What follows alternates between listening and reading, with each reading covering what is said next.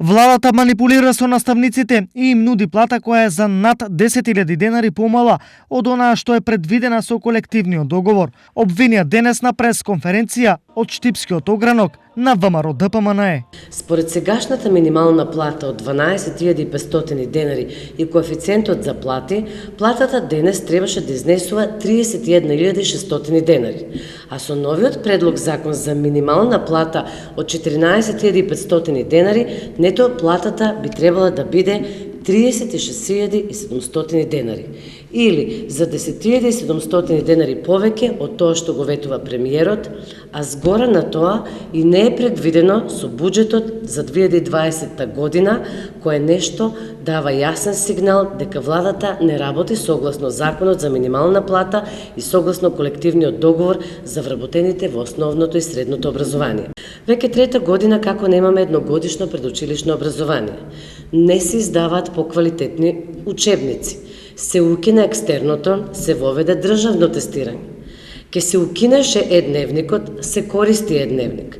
Се манипулираше со вработените во образованието и дека ќе се намали бројот на задолжителни и изборни предмети, како и неделниот број на часови според наставниот план и програма, остана ист. Деманти реакција пристигна и од СДСМ.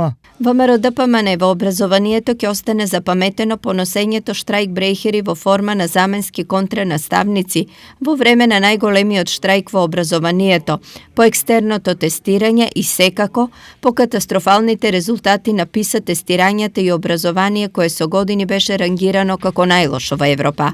Од друга страна, за само 2 години СДСМ инвестира во образованието, вложува во наставниот процес, го подобрува ученичкиот и студентскиот стандард, ги зголемува платите во образованието повеќе од кога и да било досега, а правото на штрајк останува загарантирано.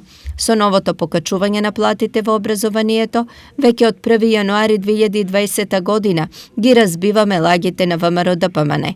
За 2,5 години, од мај 2017 до август 2019, просечната плата во образованието СДСМ ја зголеми за 2100 денари.